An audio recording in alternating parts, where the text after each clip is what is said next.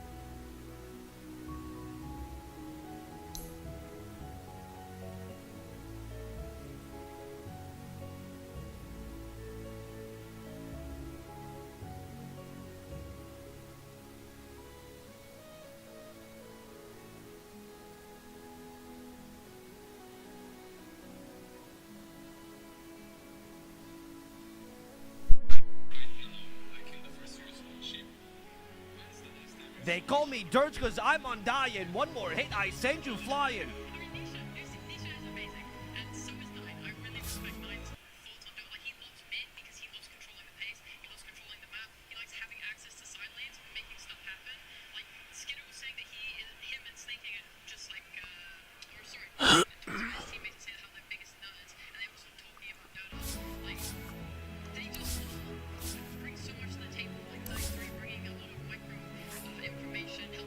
Viola. Va por su objetivo a todo gas. Amigo, ¿dónde crees que vas? Roshan! Wow. I'm kind of bad, huh? Sorry. Is it a feed? Maybe it's a bait. Over here. I'm helping.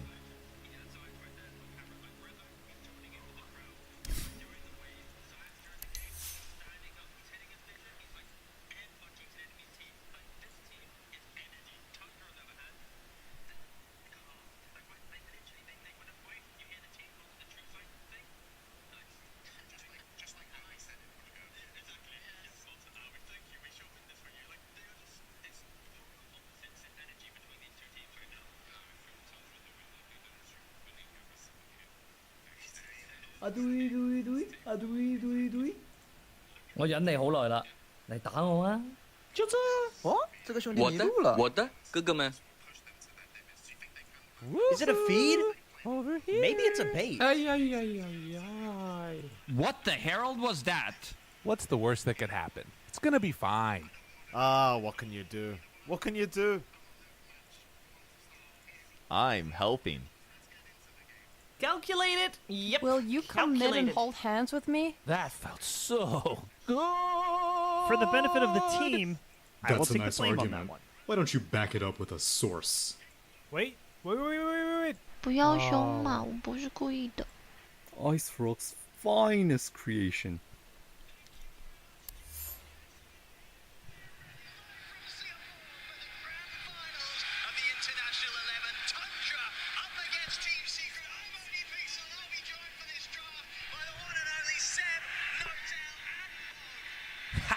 Boom, baby. And here we see the Dota players in their natural habitat.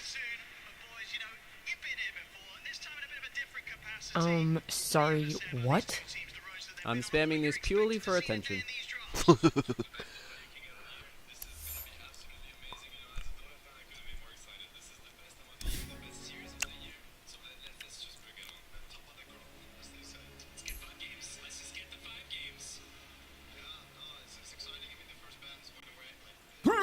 Wow, you're good. But I'm better. I'm spamming this purely for attention.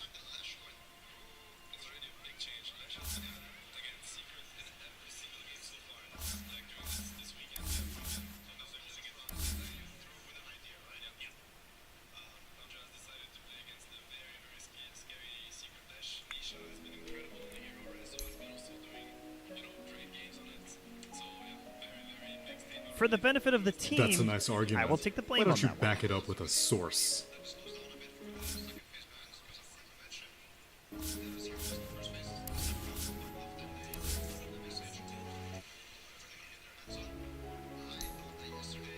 Dota is so hard, man.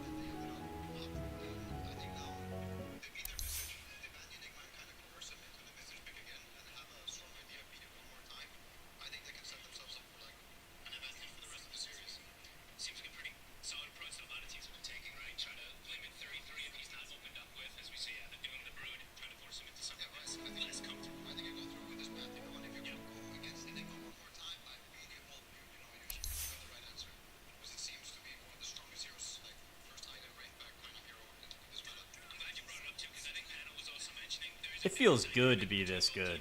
I see you.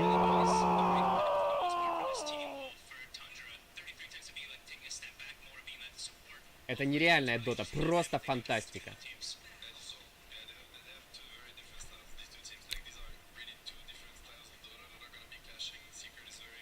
Ты кто такой? А ну, кыш отсюда! Wow, you're good. But I'm better. Ole, ole, ole. Burn, baby. Burn. This here cliff ain't big enough for the both of our wards. Boom, baby. And here we see the Dota players Aw, in their don't be natural upset. habitat. Have some spaghetti. But at what cost? Ice Rock's finest creation.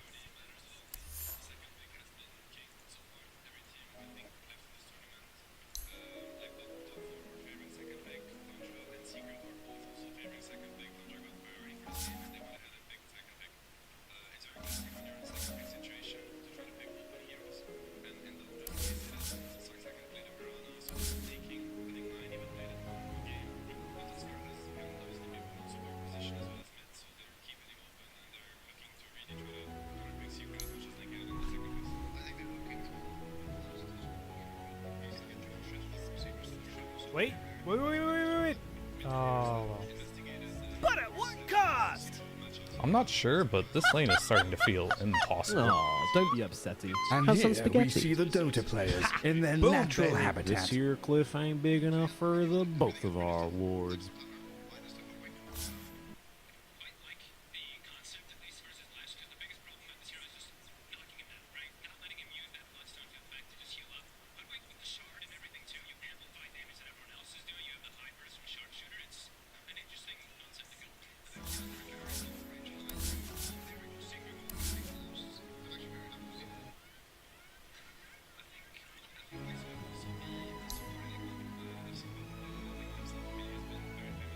For the benefit of the team, I will take the blame on that one. That felt so You know, let me think about that one. Let me think about that one. No. Will you come mid and hold Aw, hands heck. with me? I can't believe you've done this. Ah, what can you do? What can you do?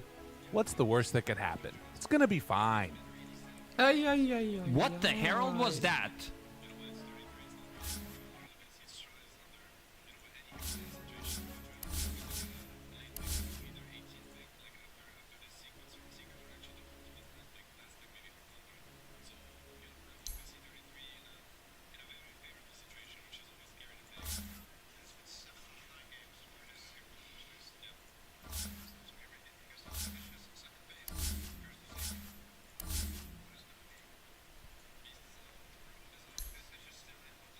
Wow. I'm kind of bad, huh?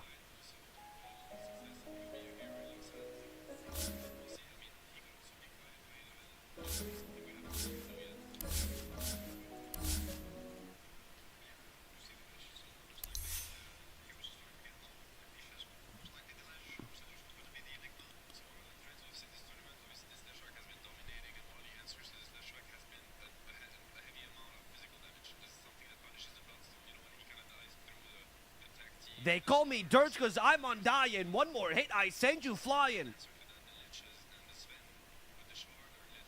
Just keep playing Dota, guys. Thank you. Kara.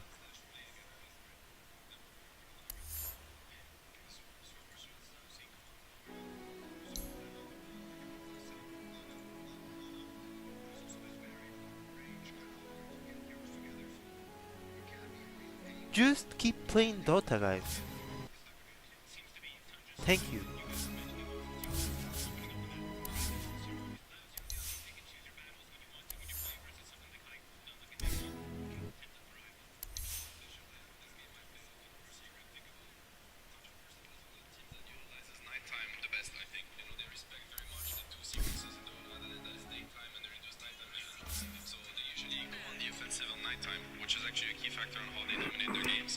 Team secrets turn to ban.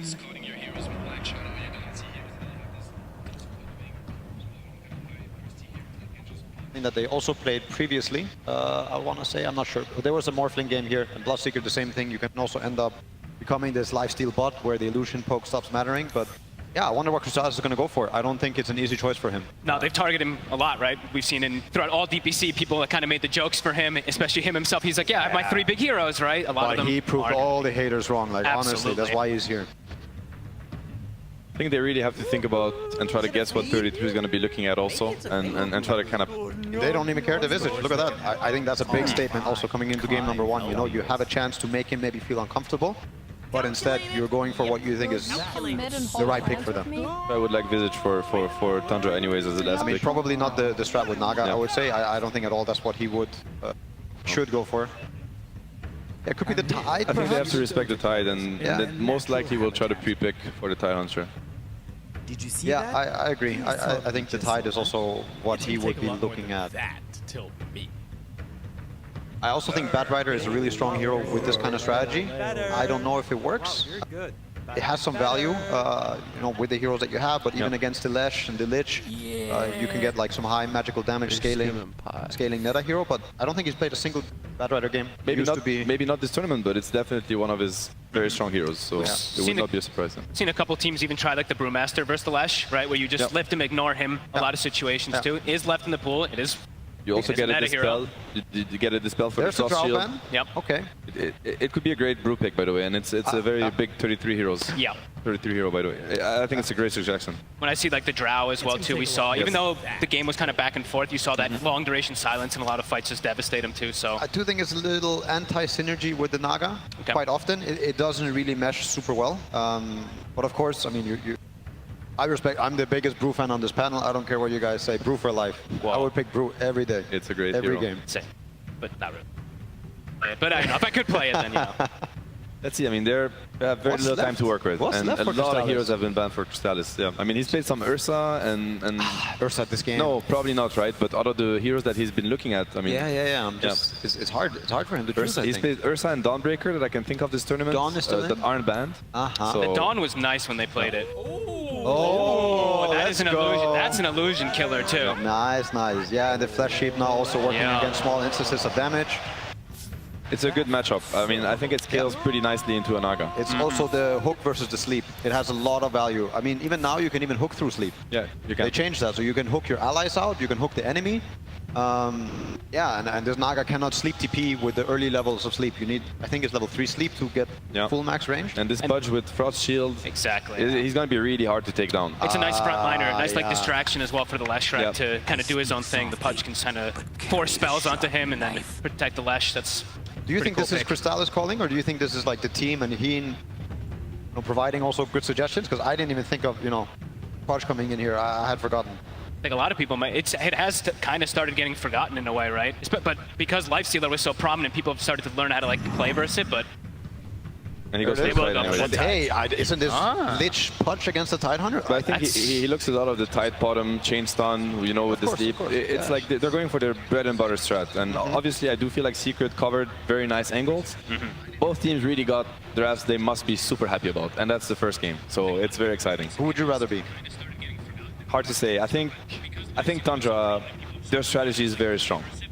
I'd put Secret on the back foot, even though I really like what they went for. So I believe that this is just too good of a Lesh game. I think Lesh is going to pace on them, and I think it's going to force them into these early fights. And with the early game that I see Secret having, I would have to go with Secret draft to draft, even though I'm also the biggest Naga lover on this panel. Like, I think Naga is an incredible hero. I think if it goes past a certain point, I think Naga is going to start being too much of an issue. But I think Secret is going to roll on them. Fogg, yourself, I mean, that first pick sort of still standing strong, as these two sort of said. And Nisha, he's sort of been the one to stand out and kind of single-handedly carry Secret through some of the tougher games. Is this going to be another one of them, or do you think Tundra do have the methods to deal with this Lesh? I'm with my boy Johan, I think, this time. I like the Lesh Pudge versus the Illusion strat. I think it's going to be pretty hard for Skeeter, but maybe 9, you know, his Tusk has been miraculous in some games, so eyes on him. I hope this game doesn't go on for Secret's case. If not, I think we're going to see another repeat of yesterday's game. Long game, Naga doing his thing. Slowly, people start getting picked off. You get forced into your base. Yeah, I mean, Secret, they're going to have to bring the same early game that they did yesterday and, you know, keep the ball rolling.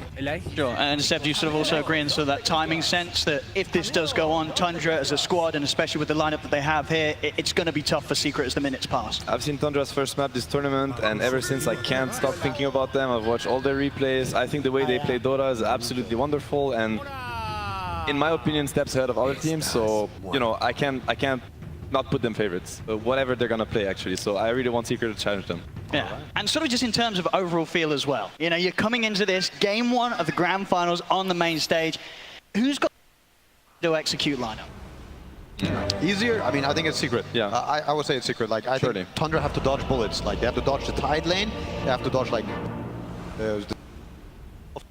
like how they're... Yeah, I mean, my gut is telling me Clement wants to break the curse. He is not here for second place. He's here to win. Okay, well, thank you very much, boys. Looking forward to having you join us for Game 2 draft. But for now, just before the game, we're going to be able to head over to Slacks and hear from the coach.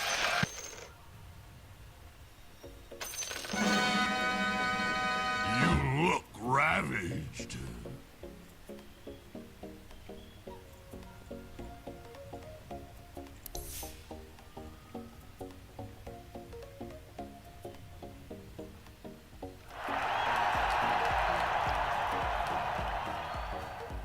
Amigo, ¿dónde crees que vas? Va por su objetivo a todo gas. Viola. Llegó tu carry. Corre que te pillo, corre que te alcanzo, Estás muerto. ¿Acaso no lo viste venir? No, I'm dead. Wait, what? I'm alive? Espérate nomás que saque mi BKB. Boom, boom, fire. Boom, boom, fire.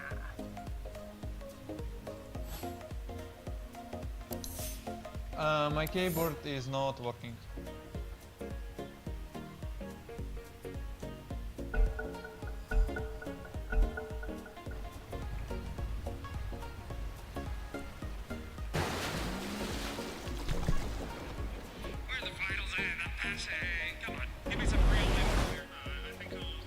The action. We've got a very little special video here from Resolution, a bit of a pep talk before this game begins. Let's hear what he had to say.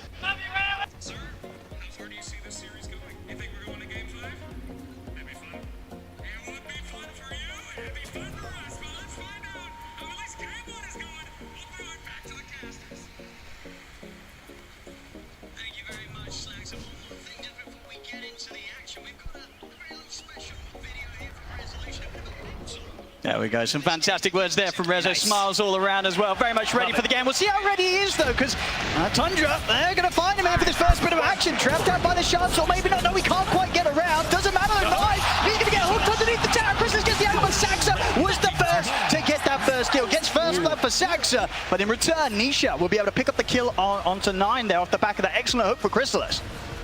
Trade, but Nisha, as you mentioned, he gets the kill, so we'll get that earlier bottle for the matchup mid. And yeah, let's look at all these lanes, how they're going to be broken down, right? We've got the snaking. He's been playing this Mirana time and time again throughout this tournament. 4 branches, strong laning items, and we've got this, this 33 Tide with Saxa on his Hoodwink. Something they haven't played too much as of late, but they used to play it a lot. Get a hook onto the Tide, it'll be just fine. And yeah, lots of physical damage coming out from this bottom lane. Something that I think can be sometimes deceptive. Well, I mean, look at that. Nisha's kind of interested in getting involved in a bit of a chase there. Ooh. But won't continue to take any more attention away from the middle lane, or just be left to Chrysalis and Puppey to chase 33 down a little bit. Chrysalis, of course, having to be careful himself.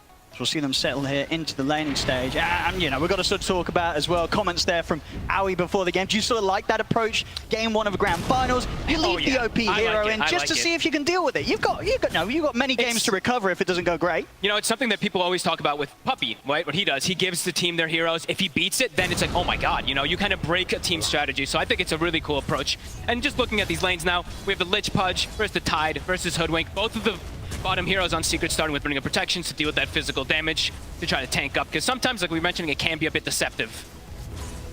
Let's have a look at some of these lanes. I mean, overall, who do you have the biggest concerns for? Anybody going to have a specifically tough time in these early minutes? I'm looking at bottom, to be honest with you. I mean, it depends on how much damage they're able to do with this, like, Gush plus this Acorn shot, but it's a lot of magical burst that could sometimes trip up a Tide, so see if 33 is able to hold up with it. They are pretty limited on regen also, but it tends to be, you know, the Tundra approach, not having too many tangos. They like their mangoes a lot. And this mid lane matchup in particular, you know, of course, 9, one of the fantastic mid players to just continue to bring these heroes in that nobody else will really consider playing mid. Here he is, of course, bringing out the Tusk once again on game 1 of the Grand Finals. Up against the Nisha Leshrac, though.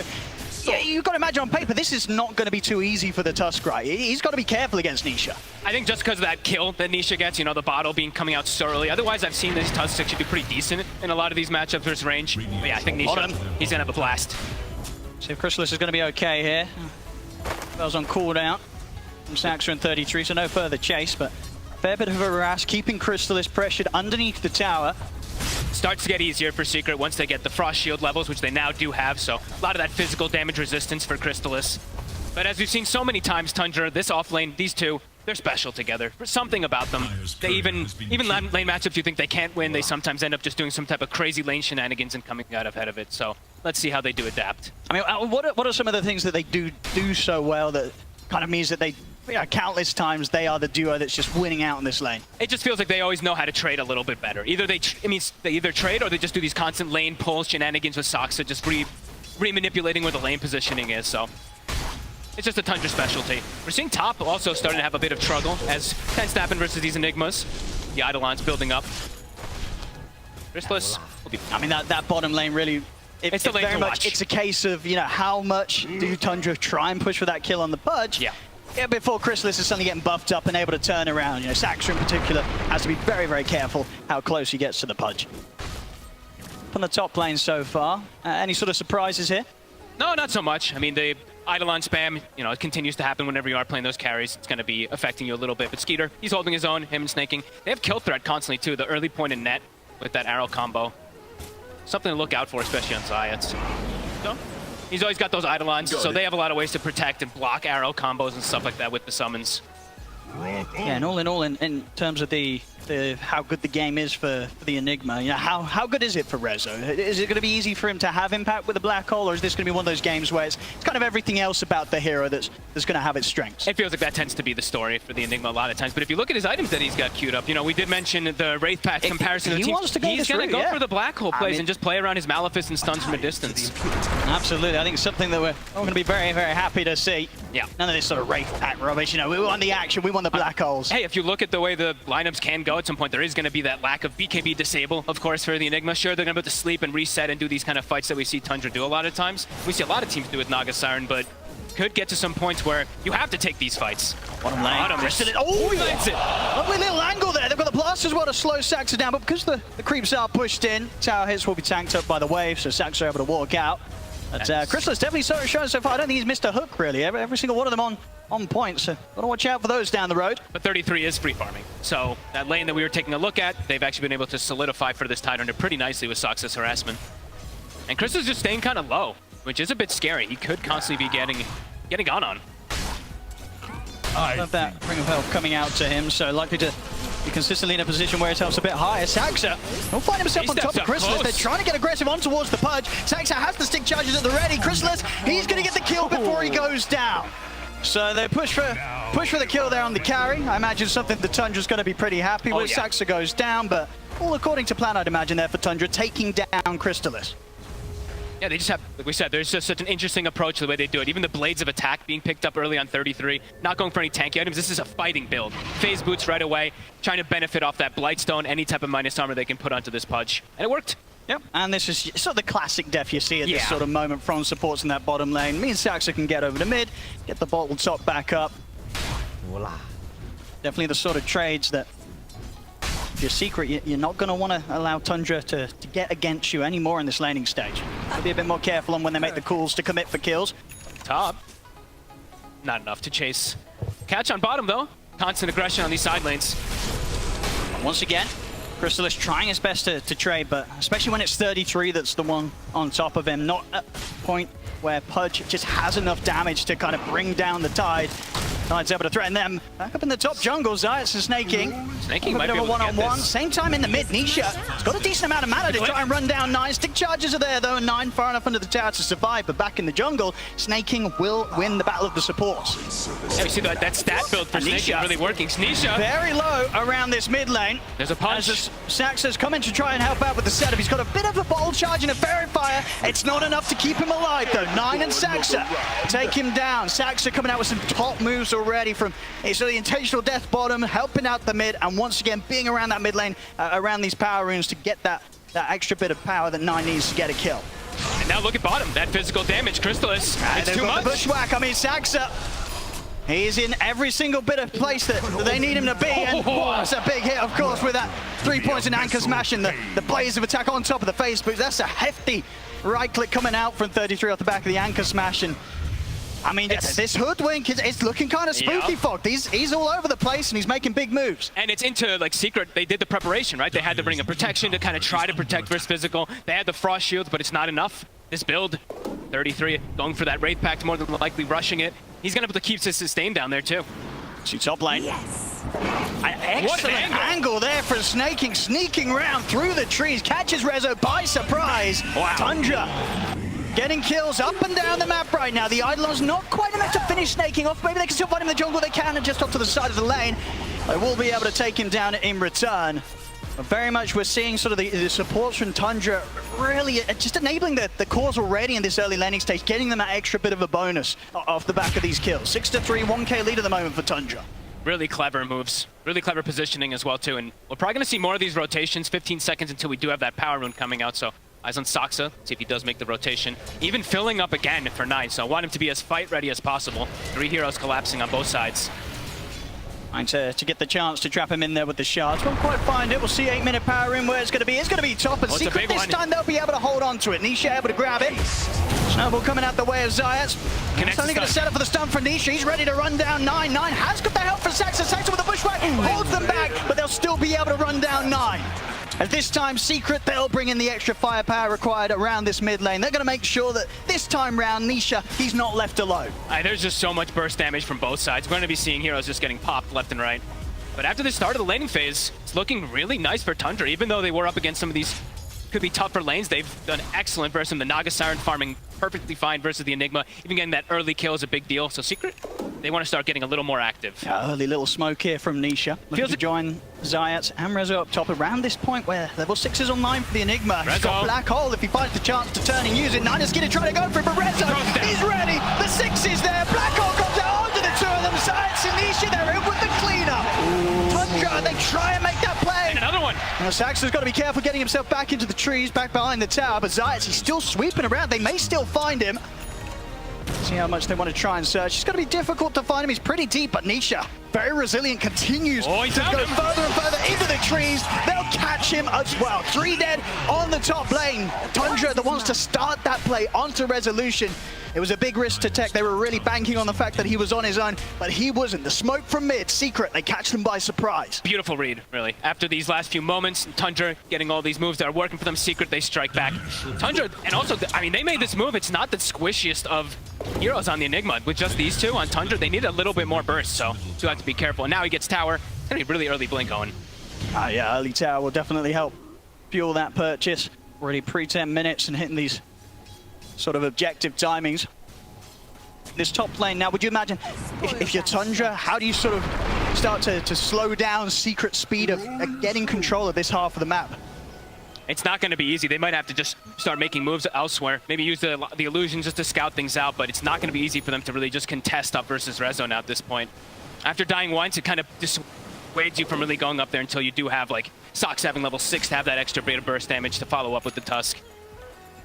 Might look to start playing around 33, I'd imagine. He's the one who's having that incredible game. I believe he has the Vlads finished, so maybe looking to start pressuring this tower down here. And of course, he has that Ravage good to go if he sees a chance to set up for a kill on Crystallis to get some extra help. They get the toss back onto Snake King.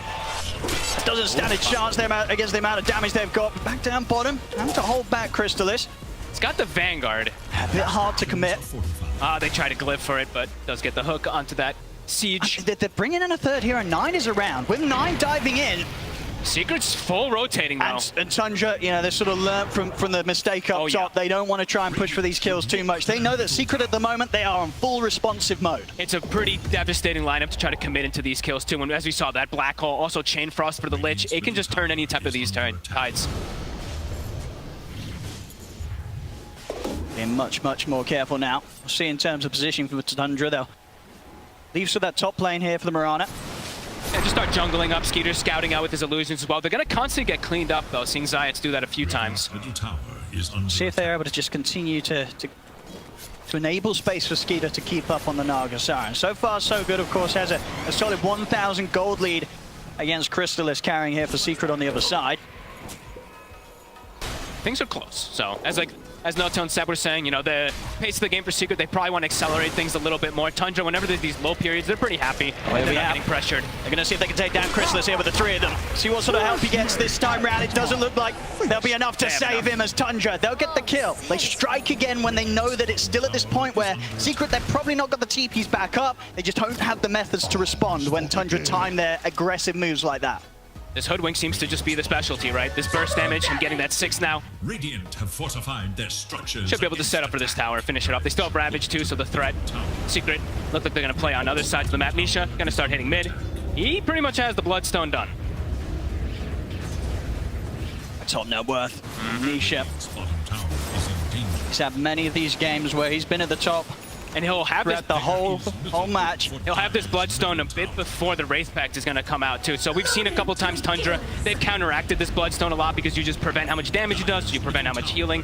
So if they do get that timing, Secret could start to take advantage of the map a little bit here. Bloodstone is done, so playing around this Lesh, it's going to be problematic. Tundra might have some issues in these next few moments. They're going to have to bring the Tusk and the Hoodwink maybe in to most scenarios just to burst this Lesh down. We're seeing for Secret, they know how strong Nisha is at this moment. They smoke him up, take him anywhere on the map. They outnumber Tundra. They'll have a very solid fight on their hands, no doubt about it. Saxa in good position, blocked up by the Moonlight. The scan as well catches the Secret rotation. So maybe unlikely now that Secret are going to be able to make this sort of jump with any sort of level of surprise. Quick turn with the Bushwhack, make sure that there's no further jump over towards Saxa, and Saxa immediately ready to turn. They trap Zayat in the shards, sets up for both the arrow and the sharpshooter to bang on target, take down the kill. That burst from a distance, you don't really need to commit too much of anything. And now Secret, their rotation ends up not working, not getting them anything big. Does show that the Bloodstone is finished though, so I think Tundra, they're going to keep tabs of that, sit back, farm a little bit, wait until they have an opportunity to actually catch this Lesh when he split away from his team. And Skeeter, he's still doing fine, you know, still loving life. Things are not too problematic, even though he has that death that they had going for the Enigma. He still has pretty good timings on his items. Absolutely, yeah, he knows that when Secret try and poke at the rest of his team down there on the bottom half, this whole area of the map opens back up a little bit more for him. You can see the wall control, it's too bad at all for them. There's not any deep vision from Secret around this area, so Tundra pretty happy to continue to just hold this area for Skeeter to keep the farm up and stay up there towards the top. Only a couple of hundred behind Nisha's farm. They've got the Wraith Pact down now too, so they probably can look to just fight back into this Slash Strike. They do need to just watch out of the big ultimates that are in there too. The Lich plus that Black Hole. To be careful how far they overcommit versus Secret's pretty tanky lineup. Zayats. And as we've seen many times, you've got to be careful how you try and poke towards Tundra. When 9's around, he's just trapping you in the shards every single time you step up alone. Nisha, he's got that haste rune. We'll see if he's able to chase down anything in return. Nice little sidestep there from 9. Make sure that he doesn't get caught out by the stun. Tundra's back under the tower, and Nisha won't be getting any kills today with this haste. Yes. Snaking. I mean, they're watching him though. I mean, they know that the haste is about to come to an end. Again, some excellent dodges from both sides here. Last minute or so, Nisha making sure the arrow doesn't catch him by surprise. There is no. They need more heroes there. If they're going to go for some type of Ravage play, they need to go for those chain stuns if they're going to try to get Nisha. Very tanky, 1800 HP with the Bloodstone. Say that is the thing as well, though, for Tundra. If they try and play with their ult Secret, they'll very much be ready to respond with their own ultimates. Both teams having huge team fight ultimates to drop. We'll see in the middle. Nisha needs to try him again. He's on his own. Pop the Bloodstone charges, but Tundra, they're just able to blow him up. A bit of a rare situation there where Nisha was alone. At Tundra, they make sure they don't miss out on that opportunity. And they make the move immediately, and nobody else is around for Secret. No, he didn't have any help, exactly. And they dropped the Wraith Pack down, so there you see, even though he popped Bloodstone, he has all this damage coming out. It's actually not that much damage, nor that much healing. No cares if they're going to commit Ravage there, it's perfect. Should be a free tier once out, I'd imagine. They have put the fortification. We'll see if Secret try and force a fight, but still 10 seconds, no Nisha. Look at the vision control as well, too, from Tundra. They have Ward on high ground, kind of watching everything right now. Now they'll back off for now, respecting the fact that Nisha soon to be back up, but the damage certainly done to this tier 1, incredibly low. Next push will take it off the map. Secret, as soon as Nisha's back in play, Got it. just try and find some sort of move around him. This time round, making sure that they're in position to enable the Lesh and not allow him to get caught out alone. That's the biggest thing, right? They have to start playing as much as possible around Nisha. Try to slow down Skeeter, because all these moments ticking by, this Naga Siren's just getting all the free farm in the world. Manta's finished, has an Arcane Rune, so he's going to be able to push out these lanes freely. Just keeping all these lanes shoved in, so it's hard for Secret to really make a move without them getting caught themselves. And yeah, that deep vision, Tundra, I mean, having these deep wards that haven't been taken out is a big deal right now. 4K lead for Tundra. Shadows. Very much, you say, taking over the map with the Moonlight Shadow. See if they can catch Rezo alone. Rezo senses something's up, though. He is squishy now. I mean, he has not built any HP items whatsoever. 1,000 HP. They have a plethora of burst damage. This is a scary place. Tundra, they won't hesitate to dive if Nine's able to set up with the shards into the trees. He's going to try for it, see what he can find, and he finds him. It's a perfect trap. I'll get the bushwhack in as well. Rezo getting taken down behind his tier 2 once again. Nine just continuing to be bang on target every single time with these shards. And this is pain. I mean, look at the moments. 5K gold lead now. Crystallis, he hasn't been able to find much of anything after the laning phase. They're making all the space in for Skeeter, and they're getting kills out of it too. They need to slow Tundra down somehow, or look to make some sort of fight happen around their own ultimates. Just set the team fight up for Nisha to be able to burn through these enemies with this incredible amount of damage he can do as the Lesh. I mean, they're keeping all the lanes pushed in. Look, Snaking goes to the scary lane top. He's going to push that one out quickly. Mid's pushed in. Bottom's pushed in. Skeeter's already starting to look to cut some waves. Okay, maybe suiciding some illusions, but looking to cut some waves. Yeah, the pressure on the map, it's too much right now for Secret. Just getting information on who's sort of still sat back here in the base. They know that Rezo's only just stepping out, so they can sort of plan for the movements of this Enigma and make sure that they're ready to prepare for any sort of jump Secret tries to make on them.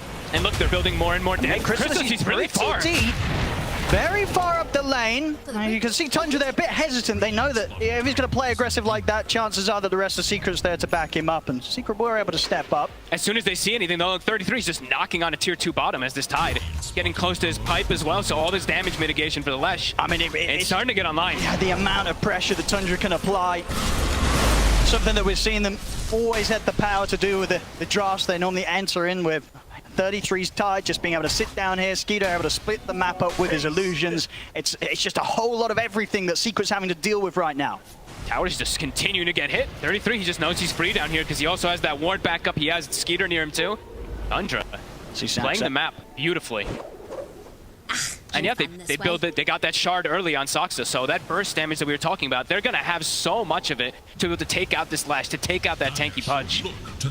And yeah, lanes are already starting to get cut. There's already a Naga Siren problem. Very much see it in the net worth, and indeed so far Secret not really being able to use the power of the Pudge. Now Crystallis still very much behind here in the farm, and we see underneath the tower, Tundra start poking at him, getting him pretty low. Chain Frost will be thrown out, but not too many bounces at all. And 33's ready to go back in onto Crystallis. Secret, at this stage of the game, they can't even protect that Pudge underneath their own tier 2. Rezo jumps forward. They're looking towards 9, but 9 is forced out to the side. He's going to be able to step away. See if they can continue to try and get any further catch. Zayt's will be able to get the toss back onto 9, so they'll take him down. But very much, it's such a struggle here as we're seeing for Crystallis. Under tier 2, Secret, the rest of his team pretty close by. They couldn't help him. And now need to get more. Tundra, they're ready to try and pick more kills out of this here as they head into the jungle as Secret. Catch out Puppey, Ravage with 33. Puts an end to the life of Zayat. And Nisha has to step back. It's just him and Rezo on the retreat right now. Tundra. See if they can get any further setup. Gush from 33. Sharpshooter hit coming in as well.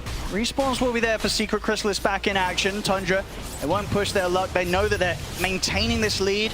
And as we've seen time and time again, once they get that lead, Tundra, they very, very rarely throw it away. Especially if they have Skeeter on something like this Naga Siren. I mean, he's been absolutely free the whole game. He's got the Orchid, he's on his way to the Heart, and it feels like there's going to start being some really big damage issues on Secret. And the map just continues to be pressured everywhere too, right? Tundra, they're forcing so much bottom. It's like 4 or 5 heroes of Secret having to react to this. Meanwhile, Skeeter's just, he's loving life.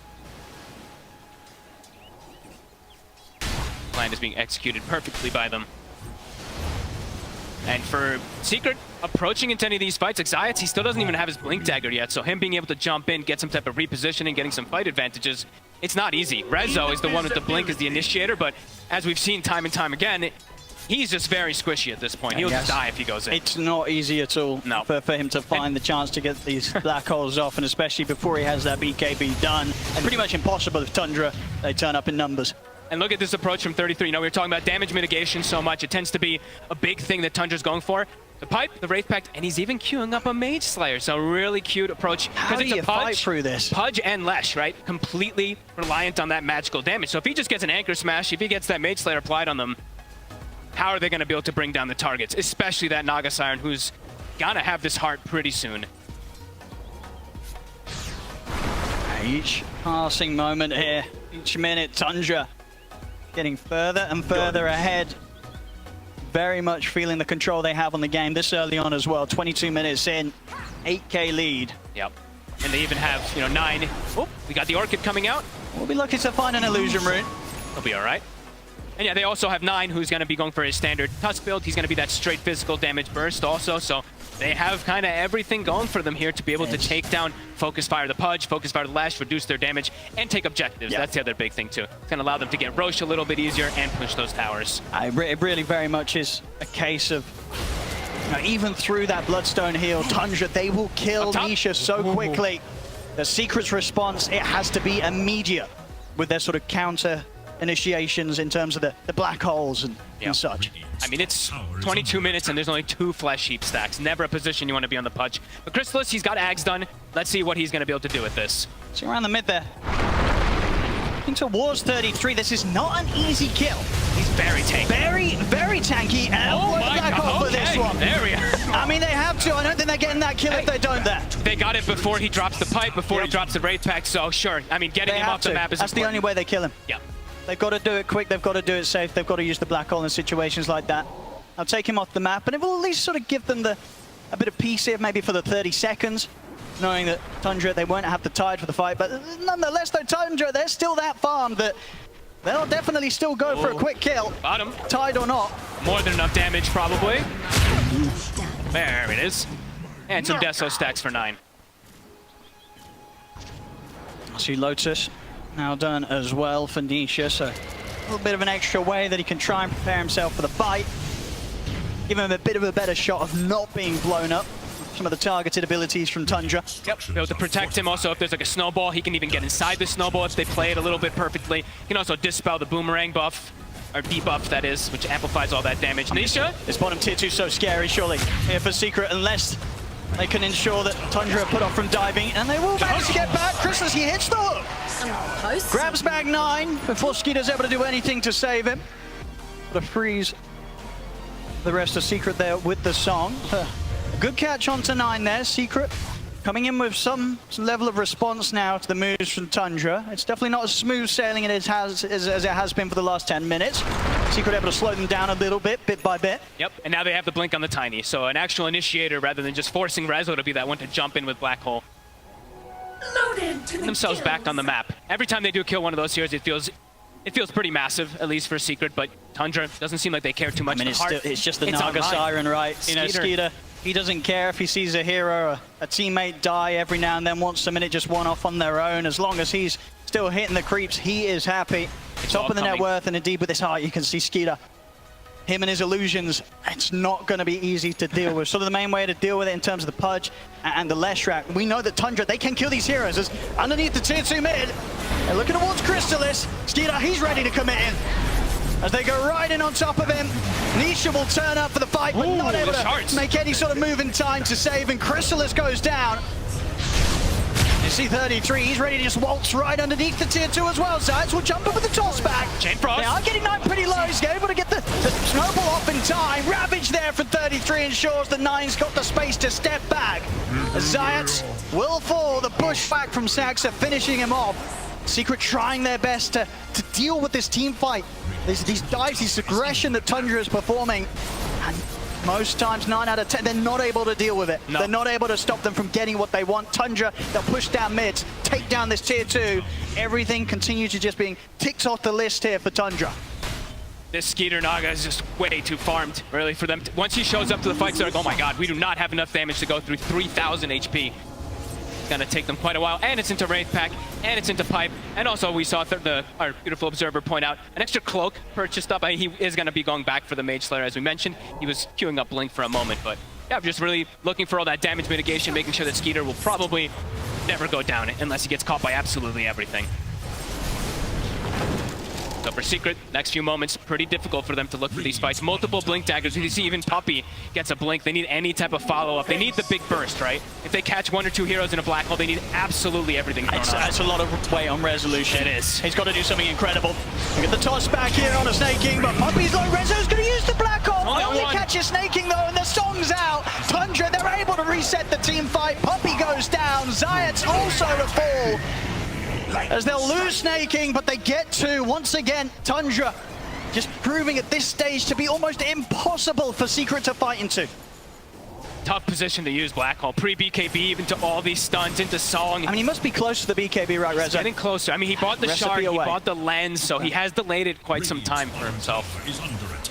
And Tundra, now, they probably are like, okay, well, no Black Hole. We can probably look for Roshan. Straight to Roshan, indeed. They know that there's going to be no chance of Secret heading out to this area of the map. And they kill it fast. With Riptide, with Deso, with Gush. See all that minus armor coming into play on top of the Orchid. Secret, they are reacting, though. Bringing 4 heroes. Scan is going to catch them.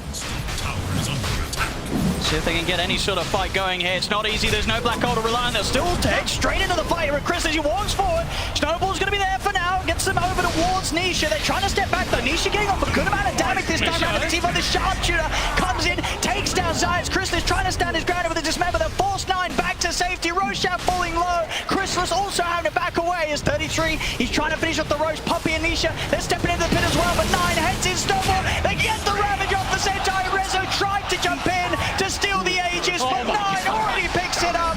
3 dead on Secret. They'll take the Aegis quickly out the hands of 9. But Secret, they're getting chased back away from the pit. Very much felt like a bit of a last-ditch attempt there from Secret to try and stop Tundra, but they couldn't take the fight around the Roche pit. It's 4 dead, 9 continuing to chase. We'll see Puppey able to blink out just in time. It's a good fortune that he has that item there. I mean, it's wild how much damage is reduced there. In most situations, if there's not a pipe, if there's not they a were Wraith so Pack, clumped up and they just still didn't die. Look how much they only. I'm saying only because when we've seen these Pudges on these Leshes, when they're able to stick on targets, 3 heroes inside that, you would probably see some 10,000 worth of damage or something. But look at this, the damage mitigation completely protecting everybody there. Tower is under attack. Secret, they really had to go all in to make a move like this, and they certainly do. They go straight into the pit, and of course, having to try and fight. Rezo doesn't have his Black Hole back up. Look at the micro too, right? The Wraith Pack. Look, he pops it and sends it up north to kind of hide it away from everybody. So Secret, they're panicking to try to kill this thing, and meanwhile, they're all just dropping lower and lower. Yeah. Great plays from 9. The Snowball initially to dodge the Chain Frost with his team, and then Snowball to kind of guarantee that they can get up that Roshan. Beautiful plays from Tundra. Masters of the team fight. They are seeming unstoppable here so far in this game. 18k lead. And it's also, you know, Ravage, it wasn't up until that exact moment as well, too. Stepping up in the mid, they've got the arrow connection. He's already used the Bloodstone here. Look at the Lotus Orb off in time. A little bit of safety in his own Snowball, but it's only going to tear him far away from the safety of any of his teammates as Nisha will get slowly but surely taken out. Puppey as well to fall. Zayats caught out by the net. It's going to be 3 dead on Secret. We'll see how much further they want to play this one out. It is grand finals after all, but this game one, it just looks like there's very few answers at all to what Tundra's doing right here. And it's versus that Lesh. They gave the Lesh. They had an idea, they had a concept, and it's working beautifully. Structures are fortified. Full control of the game. I mean, 33. As they, Aui ended it at the end there, talking about how important the Tide is, how good he is on this hero, and we're seeing it 4-1 and 15. Even without the Rav, we see the effects he's able to do from start to finish of this game.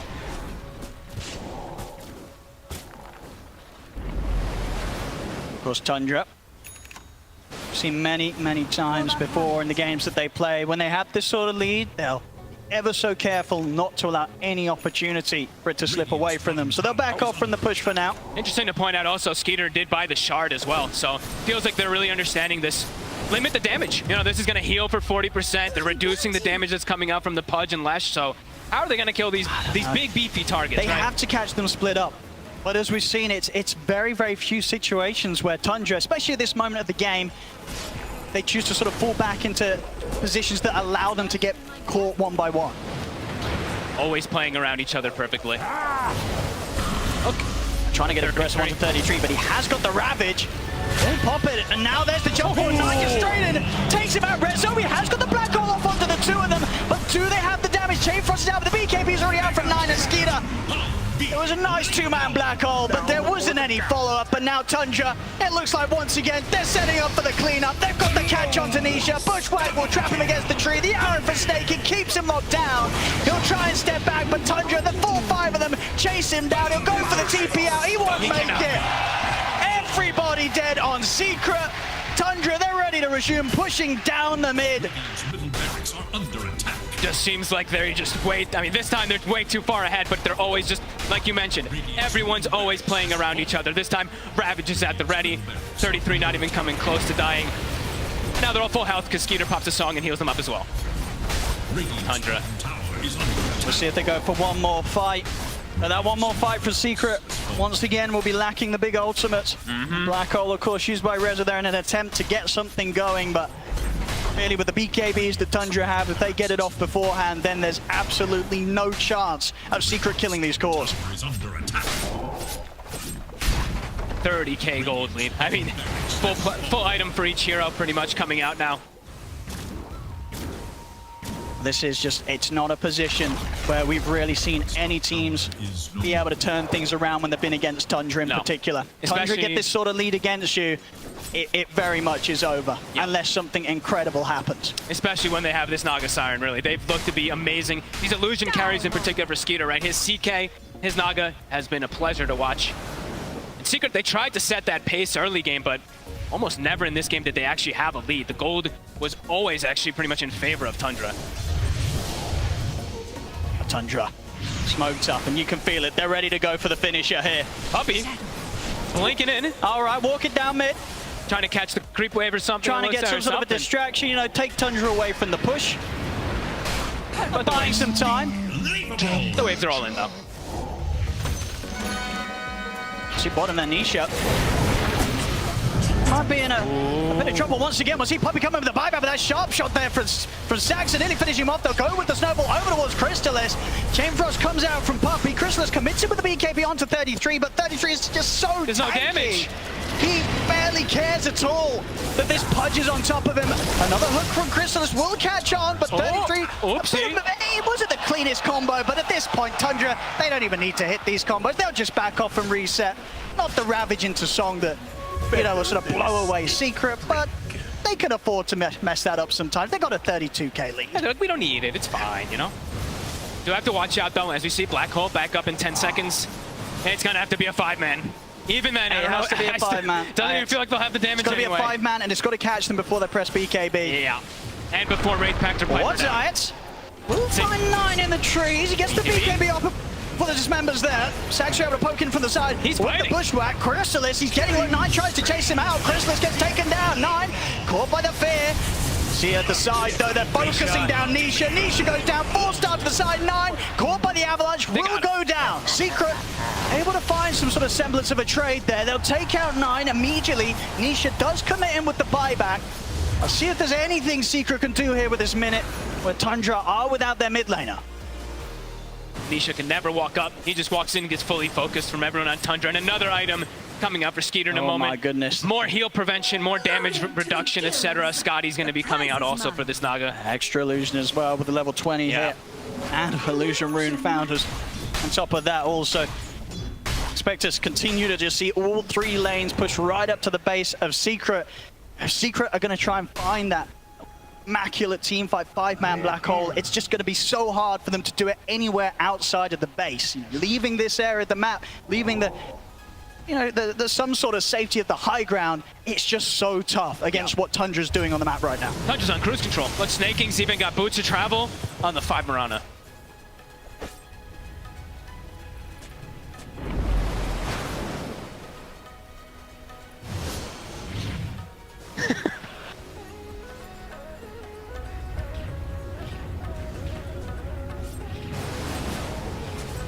Well, there we go, very much. You can see Secret, I think they know that this is a spot game one that's tough, but there's a long series ahead of them, so making sure to keep things positive.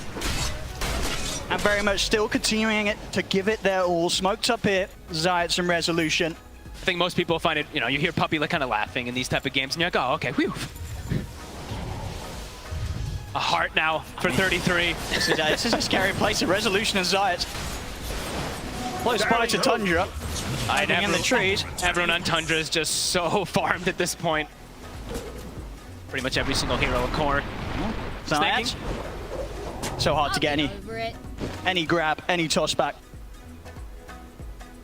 Snaking's got bots, Lotus, 4-staff, drum. I mean, massive. 5-position Mirana, by the way.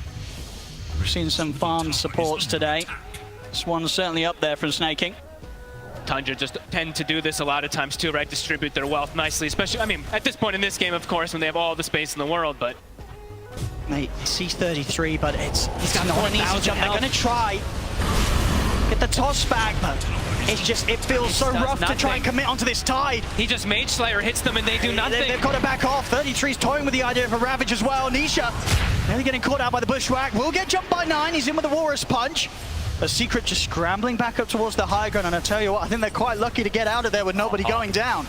They can't even, I mean, they tickle the tide. This build really from 33 is working perfectly. I mean, it's unkillable. The Pipe Wraith pack we've seen so many times, but just throwing in this Mage Slayer because he sees that both cores are this magic damage emphasis. 6-1 and 21, exactly what you hope to see from your offlane. 4-1-15 Roshan. Skeeter. Should be another one here for Tundra. Again, these illusions from Skeeter making sure that Secret, they cannot even dream of getting anywhere close to the Roshan. Every lane pushed in. Puppey, up for a journey, trying to maybe collect some bounty runes. Blinks will be okay. Snaking won't find him. The Roche acquired 40k gold lead. Absolutely just passing by the sort of 1k gold a minute, something that you very rarely see in terms of a lead in at this stage of the game.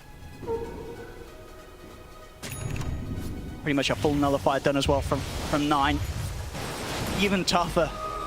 Try and protect that core that gets jumped upon by 9. They're looking to go to. They're smoked. So many of these heroes just get immediately burst down, especially Puppey. With that Aegis, Tundra know they can look to get into the base of Secret. 33's taking the tower by himself. He's just anchor smashing it. Yeah. He's got the talent. Chrysalis trying for some sort of a hook. They can't stop him. And then we'll see Zayat. He's looking for a toss back. 9 in response immediately on top of him, and that's Zayat's gone. No buyback for him. Chrysalis. He'll pop the BKB. He's got to use it. A step back, get some sort of distance between him and the rest of the team. He's going to try and stand his ground on 33 on 9. Jumps in with a Warrior's Punch into the snowball. Over on Disha Rezo. He's going to go for the black hole. The song is there. It's healing him. I mean, the black hole and damage alone, not enough to take him out through the BKB. Rezo's out. Does have a buyback, but even if he opts to do so, won't have a black hole to use. Tundra, they'll continue this push up towards the top lane. Taking down this set of barracks. A Secret, we'll see if they go for one last move. Maybe hope that Tundra gets a bit close to the fountain, but Tundra, they don't mess around. They're not making any mistakes. 33 pops the Ravage, catches out Nisha and Chrysalis. Chrysalis getting low. He might just be able to reset this time as he is over towards the fountain, actually able to lift Nisha. Also able to keep himself alive for now with the Lotus. Reflects the net, but 33 and Skeeter, they're in on top of him. No one else else able to get Nisha away from Tundra as he's out for 100 seconds. The tier 4s have gone, they're onto the Ancient. GG is called. And Tundra, they take this game 1. And my goodness, they take this game 1. This was not close. Tundra in full, complete control. I mean, it felt like after 10 minutes, Secret, they didn't have a chance at all in this one, folks. It felt like even from lanes, right? The rotations from Saksa kind of putting on this pressure onto Nisha. This was a miraculous game, really, from Tundra, kind of setting the tempo super early on with the Naga Siren draft. When you're able to kind of get this type of lead early on, and you have a Naga, and you start realizing, hey, we're versus only magic damage, my Tide can just completely counteract it, you know? Absolutely. It's an excellent approach. And I think what's going to feel really good for them is indeed it paid off. You know, as Aoi said, they wanted to try this game 1, let the Lesh go through. They dealt with it, and they dealt with it phenomenally. There was no question about it. It was never going to be any sort of issue after a certain point, as Tundra looked terrifyingly good here in this game 1 of the Grand Finals. Back over to you guys on the panel.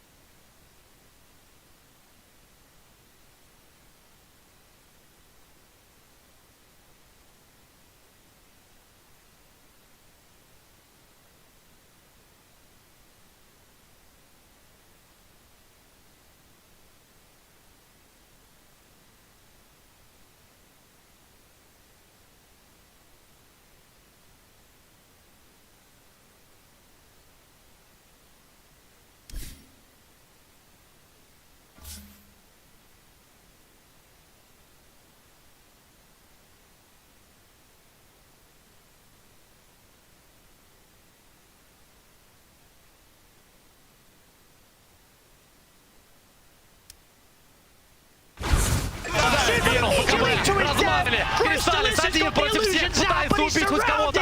Безпа не знает, тоже минус нога.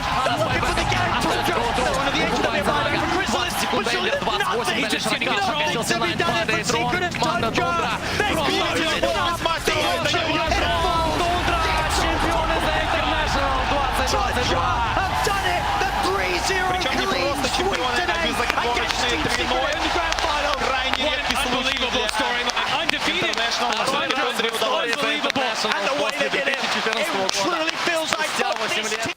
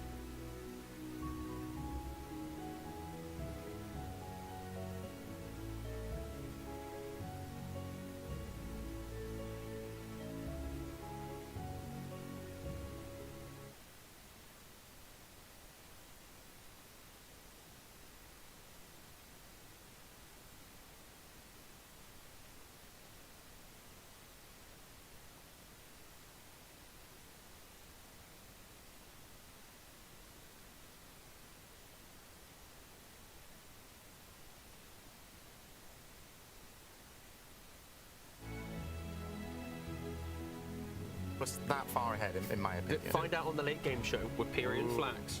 Look at that. This guy. There you go. Gotcha. Host. It was a good segment.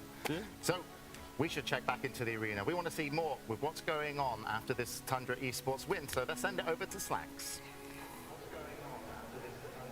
Hello, everybody. I am here. Hello, hello, hello. Hello, everybody. I am here in the crowd, my friends. Everybody had a fantastic time. We just want to say thank you, everyone in the crowd, so much for being here. Thank you. Thank you, Steve. Wonderful hosts, wonderful people, wonderful Dota. And from all of us here at the arena, thank you for watching the International 11. Pretty good stuff, huh? Hell yeah. Hell yeah! Don't go anywhere. The late game show is coming up, but from all of us at the arena, all the staff, all the production, all the players, we thank you guys so much for joining us at this monumental event. It was a hell of a good time, and we'll see you next year, right, everybody? All right. Thanks, you guys at the panel. Bye. Goodbye. Thank you, Slacks. Oh, I'm going to miss the Singapore arena. They were awesome. Yeah, it was nice. Yeah, that was. They were very nice and respectable. Yeah, Singapore was great. They were awesome. Yeah, no, I'm so glad that Singapore got a TI, but also we should break down the game a little bit more because I'm still confused, and that's why we've got Purge. That's right, James. I got the key. I know why Tundra won TI, why they're better than every other team. People talking about damage mitigation, I know we're going to have to do a little bit of math here. I know it's not everybody's favorite subject, but it's very important. Wraithpact reduces all damage dealt by 30%, where that's right off the bat. If you pair a Mage Slayer with that, it means you're only doing 45% of your normal damage. So when you pipe your team immediately after that, the pipe is blocking 850 damage on everything on your team. Illusions, creeps, heroes, that's a huge amount of damage. And who's the hero of the tournament? It's Leshrac. Tons of AoE damage. He wants to spell lifesteal off that, but now he's doing block damage, less damage. It means he's doing no damage, not surviving. He dies. That's why Tundra's not scared of him. Then on top of that, it gives a pipe order to your team, and then there's more magic resist. You're doing 29% of your normal damage. That's nothing. Normally you're doing like 75. So much less, right? That's the mitigation. And then that's what they understood. They understood that it's a lifesteal patch. It's not just spell lifesteal, it's also regular lifesteal. Vlad's upgrade, Wraithpact got buffed. It went from 18 to 24% physical lifesteal against heroes. So their carries always benefit from that. And even if they're not doing magic damage, they still get lifesteal from attacking. So all of these things layer in like 4 different ways so that they know that every single time that they take a fight, they're just going to win it because they always pick offlaners that have Wraithpact and they adjust their carries depending on the enemy heroes. They pick Naga Siren thinking like, oh, AoE magic damage is a counter. It's not. When you abuse Wraithpact, Mage Slayer, and the pipe, they live longer, they basically get everything they want, and they can always beat their opponent's counters. That was the thing that they had up on every single other team in this tournament, was knowledge of how those mechanics can be abused, and they abused it to win this TI, without a doubt. That's why they won. Right. Yeah. You got that, right? Thank you, Purge. Yep. Thank you, Purge. Thank you. Yeah. Thank you. Thank you. No problem. Thank you, Professor Purge. No problem. I took notes. What did you? My notes was very simple. Just Tundra good. Tundra good. Tundra good. I got 850 damage, Leshrac a horse, 29%, 40% AoE damage, and then I got get good, which is the quote from 9. Yeah, I've scored like 9 out of 10 for those notes. Good job, mate. That was funny. That was hilarious. But yeah, like when we actually look into the amount of work that Purge put into that, the crazy thing is, that's what AoE does. Like if you were watching, the Purge segment and actually trying to write it down or thinking about it and keeping up, which unfortunately me as a host wasn't able to do, this is what AoE brought to the team. He is really like, you do this, we layer this, and this is what we bring to the table. And it's just the way he thinks. Like, he's not going to go into the grand finals and say, let's ban Lash in that first stage. No, he's going to find a way to counter it. And even though they don't play it, they're not afraid of Lash because they found the right ingredients. The Mage Slayer, the pipe, the Wraithpact. Suddenly, Nisha, the guy who's been owning every single team with Leshrac, does absolutely nothing in fights. Yeah, and we should really talk a little bit about Secret. Still an amazing finish. Their performance throughout the tournament was immaculate. They lost only to Tundra in the main stage, but they lost, of course, twice and in the grand finals. And Puppey, I was kind of saying, like, it's hard to teach old Puppey new tricks. but he took the Naga, but it didn't work out for him in game 3, and that felt like it was their big chance. The new trick being taken from Tundra's playbook. Look, we knew that he had to come second. Last year he was third. Yep. This year he's second.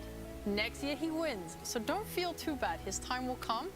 And, you know, like you said, props to him. He did talk about how hard it is to kind of keep up this level of play throughout all these years, and he just keeps managing to do it. So I hope he never retires. I kind of want to see just how far he can go on for. Low-key, I was hoping for him to take it because maybe that would force Notil and Seb to come out of retirement. You know, now you have the 2-2, now you have to get 3, you know, you're no longer special. Yeah, but it's still, as you say, it's an amazing performance, not only by him, but also the team. But the fact that a lot of people can stay on top of the game for a couple of years, maybe 3, 4, 5, but Puppey has been, you know, he's improving with age. So fine wine. Yeah, No. He peaked early. He won TI early, and yeah, well, it's been a roller coaster, but on a good trajectory. yeah, no, I'm just messing around. Yeah. It's very impressive. He's an insanely good player. yeah. And then, of course, you know, going back to Tundra, we're going to be wrapping up a little bit here just in a moment, but of course, we are waiting for the late game, so make sure you stay around for that. A couple of first players TIs. Skitter. I believe I saw his mum lift the Aegis. There was a lot of people on that There stage. was a I was lot of trying to people pick out lifting the who Aegis. was in there. That's also something, there was just so much support around them. It's never the players themselves that make it, right? Obviously, you put in a lot of hours into the game, you love it, you play it, you try hard, but then again, you need to be in the right environment. Like, you need to have the family, the friends that support you, that actually push you towards your goals. Yeah, and here are the winning moments. I love the fact that, you know, they win TI and 33 is the one jumping around. Everyone else is like, yep, that was a good, nice game, guys. And that's why I think the support network, it really comes in, because they're so zoned into the game. The friends, the family, they're going to be able to kind of go, guys, you actually just won TI. They're going to be able to bring them back into kind of reality, because they have been so zoned in. I don't think I've seen a TI winning team win TI and look that calm. That is what's so scary. They've built such a system around them that if they can just continue this system, like, they're going to be able to deal with any patch, any play, any pressure now, because you've won TI with such confidence. Yeah, I am so looking forward to the future of Tundra. What about Puppey, by the way? He didn't look that sad. He actually, there was a tiny clip just when the two teams won, and he was smiling. Yeah. Because that man loves his Dota, and he was like, you know, they outplayed us. They took it, and you know, he gives a lot of respect to all his opponents. And of course, I think that team, though, I loved the amount of energy that Team Secret brought here at the International. Rezo in his interviews is just, you know, I think having someone like that in your team really can just bring you up, just because of his energy and just how happy he is to be there. And also somewhat amazed. They came from, you know, even though they came second, they still came from the last chance qualifiers, Team Secret. That's huge. Yeah, you've seen their development, how much better they've got. Like Crystalis, his improvement throughout this entire TI has just been in massive leaps. And if this team chooses to stick together, I think like what they can learn from this TI, everyone's praising the map control and macro of Tundra. Puppey's very good at learning. He will be able to like look through these replays, figure out what is so good about it, and then start to apply it to his own team. The same way that when they lost to Entity, he took from that and learned and got better, right? So I think that as long as his captainship is there, I believe this team can continue to be incredible throughout the year. When we say about learning, yes, this is, I don't want to be rude. Okay. But well, actually, I can't be rude, because we're going to be wrapping up. Okay. Last words. Oh, yeah. See you next year, James. This is a cliffhanger. Last words for TI here at the panel. Dota is a beautiful game. Thank you for sharing this moment with me. Thanks for coming back to it. Yeah, thanks for coming back. Honored to be here once again. Like TI, it's a dream of every Dota player. Thanks to my I love my panel. Guys, I'm sorry, it's emotional. It's emotional. Congrats on surviving the Brit panel, Lizard. Thank you very much, Sheeped, Lizard, and T-Governor. And thank you as well for tuning in at home. But please stick around. This may be the end of the panel, but we'll be going to the late game, and it's Tundra Esports that are the champions. They will be sat down with Pyrion, and I'm sure Slacks. This has been the International Dota 2 Championships. We'll see you next time.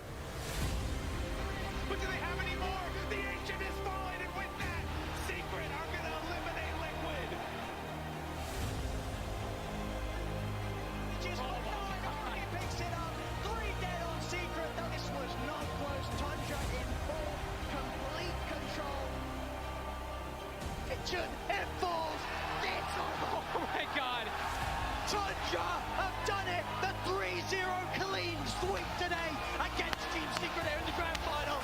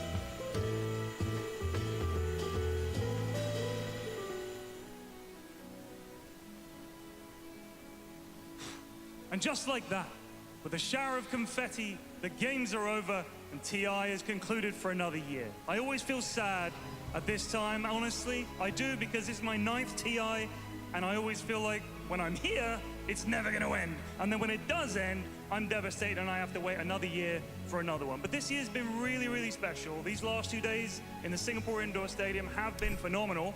And I want to say it's you guys that have actually made this fantastic after so long without a live crowd. You guys have been fantastic, so thank you from all of us, I mean that. In less than 48 hours, this entire arena is going to be torn down, believe it or not. Well, just the inside bit, don't worry, the stadium will still be here. And I'd like to say thanks to the crew who put all this together and make it all happen. And another bunch of people, they don't need applause, they're used to it. Another bunch of people, I'm going to sit amongst them right now, that make this really, really special, are you and me, Jake. Hey, how's it going? Man, what a motley crew of psychopaths they gave us over there. There's a homeless guy over there. He just came in from the crowd. Yeah, we don't know who that is. What are you doing? You invited me, you know. Shannon's right. I should never throw a guest under the bus. Shannon, thank you for rousing yourself from your hotel room, stumbling down here at the last minute after messaging me, am I on this show or what? And then coming on. I really do appreciate it. You know, communication's not your strongest suit, Pyrian, but I'm very happy to be your guest. Thank you. Thank you. It's great to have you. I thought your casting this year was top draw, really. Thank you, Pyrian Flax. And I really, really enjoy Ability Arena. I think it's fantastic. Thank you, friend. There you Not go. good enough for finals, but it's all right. Okay, that's all right. Cap, before I come to the duo that cast the final, how did you find this TI? I thought your casting with SVG this year was absolutely phenomenal. Oh, thank you, Ted. Yeah, this TI was fantastic. I mean, just being able to, there were so many great games that happened. I know this ended up being a 3-0 finals, and I'm sure people really wanted to be able to see 5 games, but throughout this entire tournament, I think there have been so many fantastic games that we managed to watch. A lot of memories came through, and well, a lot of cool storylines came out of it as well. There were a lot of cool storylines. I think this was one of the Dota sort of events I've been to that had the most storylines, whether it be players retiring or second chances, third chances, don't you think? Absolutely. I'm sorry. I'm just smiling because I know that Cap has been trying to show off his shoes for this entire event. And he only Jake keeps on making a big deal out of my shoes, and I'm not. to come on to show off his cool shoes. So, fantastic shoes there, Cap. Looks really good. Let me get a look at those. This entire time, Sorry, Jake has just been smiling at me like a psychopath. Let me get a shot of Cap's shoes, Show the please. shoes! Get a real close-up. Look at these. Turn one sideways. Turn one sideways like this. Like a catalog model. No, not like that. Yeah, there you go. Well, that's really just like a model. That's just great. like a model does. Ugh. Really cool. Really Thank you. That's what you brought me on for. Do I have to speak anymore? It's just... No, shut up. No, Okay, you're sorry. good. You're good. Why didn't you ask to see my shoes? Can we see your shoes, please, Shannon? Show the shoes. Show. Oh, wow. Woo. They wouldn't let me wear flip-flops, I'll be honest. I tried. Okay. Nice Owen, leg show hair, us though. your feet. No. No, no. Yeah, No. yeah, here we go. Do you hear people cheering for that? Yeah, Owen's feet. Yeah. Wait, hang on, sorry. I just want to clarify something. Do you guys actually want to see Owen's feet? Hell yeah. I'm keeping the socks on. There you go. I've got some lovely llamas on my socks. I don't He's know if got you can see llamas them. I've on got his llamas socks. on here. That's all you're getting. No foot action. This is not an 18 rated stream. This is really devolved quite You should quickly. shoot up immediately. This was a great show that you guys wrote to send off TI-11. What a Thank you so much. fantastic- Sir Action Slacks and Pyrian Flax for putting this show together. Great work, guys. Oh, stop your kind words, Cap. Yanis, a.k.a. Fogged. Hello. How are you doing? I'm good. I think I'm off. Your mic is I can translate. He's good. Oh, that's great. I'm good. Okay. Yay! Yay, he's good. No, I'm hyped. It was a long road to get here for a lot of people, and honestly, when you get down to these last few teams, like you said, there's so many storylines. I was rooting for a lot of teams, a lot of friends on all sides. The top 3 teams, of course. Players Secret, you played Liquid. with as well previously. Yeah, I was getting there. Thank you. Okay. Tundra, of course. You know, Owie, former teammate, another TI under his belt. Snaking, teammate that I played with like 12 years ago, even before that, even on Heroes of Newerth and stuff like that. So yeah, just happy to see these guys make it. And after such a long road, even for Skeeter and them too, you know, Penta Skeeter, Penta Nye, you know, people who remember those names. This has been outstanding. So yeah, it's been Can a I treat. go next? I didn't play with them, but first of all, Slacks, Yeah. second place TI, Second place TI, baby. along with Resolution That's right. and Soxa. Yeah. That's right. They head off today. Old DC members along with AUI. Of course, it wasn't very successful when he was on the team, but that's unrelated, of course. Unrelated. But obviously really sad for Rezo because that's another second place for him, but obviously very good accomplishment. He joins Weeha as having 2 second place TIs. Yeah. But Soxa, I ran into him in the hall and never seen him that excited before. It's like, it took 6 years. I'm like, yeah, great job, bro. That was really Yeah, he hype for doesn't him. strike me as the kind of guy that gets emotional very often. But this obviously, I mean, like you said, second time trying to actually get it. And in such a style. I mean, they demolished Secret in that Yeah, I fight. think for Soxa specifically, he was always very mellow, easy to work with. I always Right. said, like, he's at the time the best position for, because you can just plug him into any lineup, which they did this last year, right?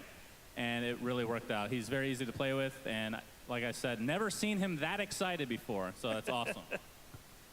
Fogg, do you regret the days from Navi US? I mean, we saw Snaking just 1 TI, and now you're just kind of here casting him. How did that feel? I'm glad this mic. Oh, it actually works now. Damn it! I was like, glad this mic doesn't work anymore. I mean, I'm just happy for them. Honestly, they're like family to me. Always, I always talk to them. Snaking and Owie. I've known them, like I said, for like 10, 12 plus 14 years, something like that, and it just feels good to see them. You know. Started out with Navi, now we're here. Started from bottom, now we here. Started from bottom, now we're here. There you go. Damn, that kid's still playing goddamn bottom. He doesn't change anything. What the heck happened there? Good lord. He's good at that hero, I think. Yeah, the bottom of the moon. Very, very good. Oh, man. When TI is over, and we've all finished and we all go back to our hotel rooms and hide there until the next one, you guys go off and do all kinds of other cool events. There always seems to be a month where I just sort of, I think I'll go home and play tons and tons of Dota, but instead I just kind of sit around for a month and feel kind of dejected. Do you guys get that, or am I alone? Jesus. No, I play about 5 games of UA's East solo queue and immediately realize the reality of Dota 2. Yo, And I just accept the fact that Dota at its peak is so beautiful, and, you know, my matchmaking isn't quite so there. My mates always tell me the worst thing is I come back with all these big ideas. Yes. Like here's the strat, lads. Like I've absorbed any skill from watching these I'm players. going to build Wraith Pact and Pipe in all of my games, and my team's going to flame me for buying aura items. That's what's going to happen. What's your wind down post TI, or just are you always like this? I fall into that same trap. I instantly start pubbing because I've seen so much teamwork and communication and good play here at TI. I go straight into a pub and it's just dog shit. I hate it so much. It makes me so angry. I'm like, well, why can't you be like Skeeter? And then a lot of reports. The behavior score, real bad after TI. A lot of passive-aggressive comments. That's not coming from true. Slacks, That's yeah. passive-aggressive. Thank you. Odie Pixel, you're always griefing games. Does anything change for you after TI? No, not really. I think tomorrow I've got a pretty late flight out, so I can get one more day in of SEA pubs. Yeah. So looking forward to that. A lot of very exciting adventures so far in the region, and it's been very enjoyable. I love the games over here, so looking forward to one final day before I travel home. You guys cheering weren't in those pubs with him. We were, and it was a miserable experience. We lost so many games, you wouldn't believe it. How much MMR did we lose that day? Someone dropped from Divine back down to Ancient. That definitely happened. Oh, my. Lyrical? Lyrical is I believe he's no longer. Yeah, Lyrical, no longer Divine anymore. Lyrical started the day Divine, played about 5 or 6 pubs with Owen, and was Ancient by the end of the session. Why would he play ranked? Because he always played ranked. I don't know why. Him. Owen was like, we're going ranked. Yeah, come on, boys, we'll go ranked. All right, not to extend this storyline any further, but when we go down to this room that all the talent's playing in, I came in the middle of the night when you guys were still, in your 9th loss of a row, literally. And it's like somebody died in there. Well, let me just say, both from just the attitude-wise and the stench alone. Shannon, just to sum up that room in general, I had the highest win rate with Slacks in the party. Yes, he actually, no word of a lie, this man came in and you saved the day because we were all about to just quit forever. I know he how left the stack, he came Friendships in. were being broken, yeah. And he said, all right, boys, this is what we're going to do. And he led us. I know how the C guys think. They've never seen a healer in their entire careers. They're like, Warlock can heal? What the hell? And then you're good. You're good. It's so good. Now, can you please explain your Slark build here in front of everyone? Yes, tell everyone about your I would Slark love build. to hear the Slark I explanation. want everyone here and everyone watching at home to hear this. I can't remember it. It was an unkillable Slark build. Unkillable Slark build, which looks totally normal until 30 minutes. Eon Disc. 40-minute Heaven's Halberd. You're nodding like these are normal items, dude. He did no damage at any point in the game. You'll see it next TI, don't worry.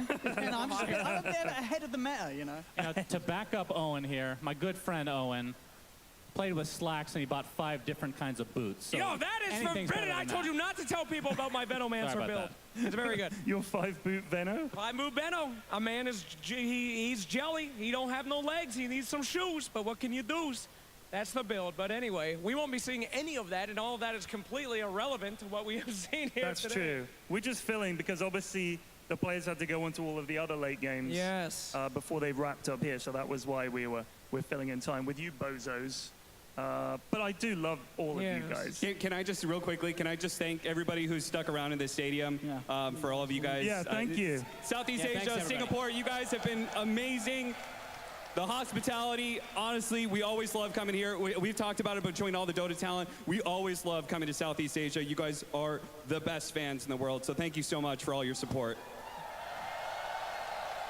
Well said, Cap. I can see that we have the players ready to come on. I hope you chaps don't mind. I think if you just pop your microphones down.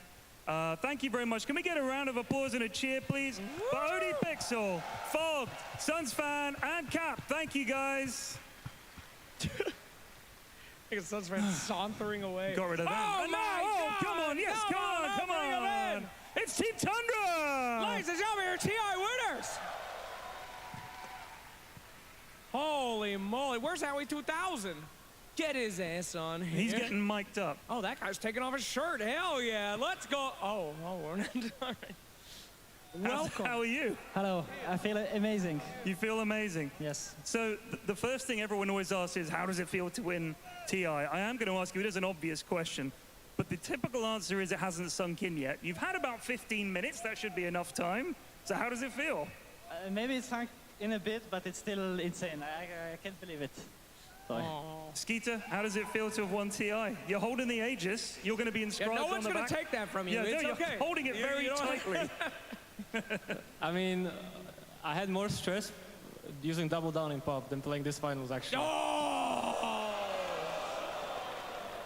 Popper's not going to like that one. Wow. Saxa, how does it feel to, at the second time of asking, 6 years apart, You were teammates with this fool here, and now you've won TI with this incredible team. How does it feel? Different than I thought it would. Like, I thought it was going to be much more emotional, but I don't know. It just feels like I feel like there's still more games to play for some reason. I feel like we were playing somebody else still in the tournament, you know. Like we're playing Liquid or something. I don't know. So I don't know. It still feels surreal, but yeah, it's an amazing feeling, of course. And yeah, I don't know. I'm just very proud of these guys. Hello. Hi. I admire your play very greatly because I try to play mid, but I'm absolutely bloody awful. How do you do it? You told the other team, get good. That's what you said. I mean, honestly, I think enjoying the game is the biggest thing. Like, I don't think I've ever enjoyed Dota as much as in this tournament. I feel like I've played this game for maybe 15 years. And there were times where I thought my passion is going away, but before this tournament and coming to this tournament, I truly fell in love with it again. I truly understood how cool it is to play this game and how fun, and especially with people that you enjoy it so much with. And I just feel very grateful. That's incredible. So what was it that made you fall back in love with the game? I mean, obviously, you started playing it way back. You've been playing it all this time. It's sort of like a marriage with Dota, and then suddenly you realize, oh, she's the one for me. I mean, the biggest thing is probably qualifying to TI, because I've been trying to do that for a very, very long time, and every year I did not qualify. It felt really, really bad. More doubts came in. But now that I qualified for once, I realized that I have this chance now, and all these emotions that through the years went away when I lost every time, they came back, and that's what made me so much more, like, I enjoyed the game so much more, and I could just play without having any doubts. I'm thinking, yeah. I thought he was going to say the Arcanas, but that's cool. Excuse me? Nothing. Continue. Snaking, managing to play your famous Mirana as often as you did, it felt like you guys kind of got, over the course of that series in particular, I felt, oh, they got all these heroes that they wanted, but it also felt like it's very hard to ban against you. Like, you guys seem to have this pool of heroes that you can call on that you are all good at. That is a rare thing, isn't it? Yeah, we definitely had the stars align. Every hero we enjoyed playing on the patch was pretty strong, and obviously there's a huge amount of luck factor going to TI every year, but I think all individually, our pool of heroes this tournament was very strong, so it's very hard for our opponent to just ban out all of our heroes. So, Aui, if I can come to you, the coach, you've been around in Dota a long time. Obviously, you won TI as a player. Now you've won it as a coach. How is it different managing the team from afar without being able to be there actually playing in a grand final? What are you saying in between the games to get this team to play as well as they can?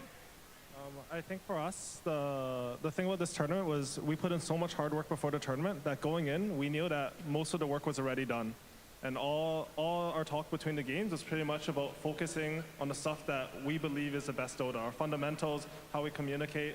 And as for being a coach, like, it's so rewarding, and I'm so proud of these players. Like, watching them improve and become TI champions, it's actually just so insane. It must be very satisfying for you guys to have figured out a way to play, yeah. I'm going to keep stopping every time the audience wants to cheer for you, lads. Let them soak it in. They deserve it. I did have one. No, go for it. Aui, years ago, I told you if you ever won another TI, you had to change your name to Aui 3000. It has finally happened. I told you years ago, will you do it now? Aui 3000. You kicked me from Arkosh, bro. You left! Was it worth it? Was all of this worth it? I think not. Please come back. All right, well, we've actually got some highlights from the games that you just played. I'm aware that you just played them, but I figure it might be, you know, in the rush of what's happened, maybe you forgot exactly what happened. Let's have a look at the replays. We're going to talk over them, and you can tell us a little bit about how these were going down. This is from game 1, I believe. Something funny? Oh, that chap standing in front of the screen. Okay. Ah, yes, yes. The Roshan fight, guys. What was going through your head here? I felt like there's no way we're gonna lose this fight. I was saying, guys, there's no fucking way I can die. Just chill, just watch me. And yeah, basically, I think most of our teamfight communication has been about, guys, just chill, chill, chill, chill. Just chill, chill, chill. And that's kind of, I think in the true side, you'll see it. We are just constantly telling each other to not dive. Don't dive. Don't dive. Hold formation. Yeah. Just chill, and you know, we're going to win the fight. I noticed one of the things that you guys did really well in the games was you'd get a kill, but then you'd have a way to get another kill, and you'd sort of follow the enemy as they're retreating. You're just getting more and more kills and just living all over the map. There was nowhere to run. Is that part of your play style to not just take a big fight and go get an objective, but to continually get extra kills where you can? A lot of stuff we thought is like, we can go, if we get the kill, it's good. If we don't get the kill, we're still happy. Like nothing happened. And we just kind of wait for the enemy to fuck up. And you know, once a guy goes out of position, we're going to kill him. But we don't have to. Like we are happy, whatever is happening, like we're not in a rush. And I think a lot of teams kind of fell into that. Like the people got impatient, and we just were able to collect the free kills. I mean, one thing, you guys, your positioning, you always seem to be in a sort of tight formation, always sort of close to each other. It was incredible. It was so coordinated. And who's calling those shots in game, or is it just a collective thing? It's kind of a collecting things. I think the main idea is something that Snaking and AOI have been pushing a lot about how to team fight and what's the way to position. And they have been kind of bringing these ideas to us over the past year and kind of pushing it more and more and more until we all got on the same page. And then in the game, it can be anyone. It doesn't have to be them. Anyone can just say the calls of like, guys, just remember what we talked about. Let's take the fights that we know are good. So you guys just have that level of trust in each other. Obviously, you've been playing together all year. You've built up that level of trust. I mean, this coordination doesn't come without an awful lot of practice. You've played so much Dota together at this point as a group. Is it just second nature to just trust each other, follow each other? I'll trust the call. He knows what he's talking about. Yeah, for sure. Now, if you notice, if you watch the replay, they actually stay in formation of their team logo. It's crazy. That's how they move across the map, but you'll see that in True Sight. Is that one of the secrets, is it? The logo is kind of a secret to how to play. Yeah, if only they knew. Sorry, Secret. You should have paid attention to the replays. That's on you. Yeah, unbelievable. So, a 3-0 stomp. Did you guys think at the start of this season that you would be finishing the season at TI, winning 3-0 on the main stage and making it look easy? Oh boy. I mean, here we go. I mean, I knew we can win the whole thing, but I never thought it's gonna be this easy. Hey. Oh my goodness gracious. Now that's only happened one time in TI history, by the way. TI7, Team Liquid, right? So a record breaker, and you in particular broke a bunch of records at this TI. Yeah, you did. So most GPM, most last hits a minute. Oh my God. I think those are the two. Pretty insane. Carries all around the world are crying right now. That is the only things that matter in this world. The sad thing for me is you made your content piece about support players, and then we got to praise a carry player. I mean, you've just got to sometimes. Good job. Well done. Thank you. Well done. But I mean, that's got to feel good. I mean, coming in here, record breaking. Do you think your records will be broken anytime soon? I mean, I didn't even know I broke any records. I was just, you know, focusing on a game and playing it like it's a pub, you know? Like a very, very well coordinated pub. Dang. That's pretty hype. All right, so obviously this is the high point of your guys' season, but I'd like each of you to give me what the low point of the season was for you in Dota terms. What was the point where you were really feeling like, oh man, this is not great? It was definitely at Arlington Major. Like we got like last place there, and we were like very burnt out from that point. Like we just came off of like a very long DPC, like a month and a half. Then we went to another LAN, and then we went to like the Texas LAN. So it's like we were just all very burnt out. You can see it. Like people were just too tired to play, and like that was definitely the lowest point. Like both Dota-wise and like team-wise. Like I feel like we kind of like lost trust in each other maybe a bit at this tournament, and we were kind of like we let ourselves like go too much, and we just didn't understand what was happening. So we understood after that we need to like take a break, reset for a bit, and then be ready for the next tournament to come. And we understand our mistakes and we learn from it from that tournament. Yeah, your performance at that one, I thought you guys were boned. That was no good. But hey, you bounced back, huh? The tough times are what builds you up. Aui, I saw you laughing when we asked the lowest point coming in so far. Do you care to share what that low point was? I think it was just the Arlington Major. It was just Arlington? I mean, like, just the whole of the Arlington Major. And that was a rough tournament. It was like, the problem with that was like, no one really knew what was wrong because you're just burnt out and everyone's feeling like we're talking about the right things, we're sort of doing the right things and nothing's working. So it's just sort of despair. There's nothing. But yeah, we honestly, like it was probably our lowest point, but at that tournament, I feel like the talks that we had like formed a foundation for our TI success. I think in particular, like Saxa brought us outside and he was like, starting a team talk, we had to have like an honest discussion with each other and it really led to us building up as a team and getting our shit together. Oh, I know I'm supposed to make jokes, but that was actually beautiful. beautiful. We're not gonna that was very, actually very sweet. incredible. That was beautiful. Just a quick change of pace. Post TI, you guys basically are going to cause a patch to happen. Yes. This is what IceFrog does. He sees a team having fun, winning tournaments, winning Dota, and he's like, this has to stop. What do you think he's going to change, and what do you hope he doesn't? I hope he's gonna change a lot. What I love the most is when there's a lot of things that change the game that, you know, are completely new, not just simple hero changes. And I'm happy if they just nerf everything that we played. I don't honestly care because now we get to play different things. I think whatever there will be, whatever kind of patch, we will find out what is good for us. I will find whatever hero I'm happy playing, and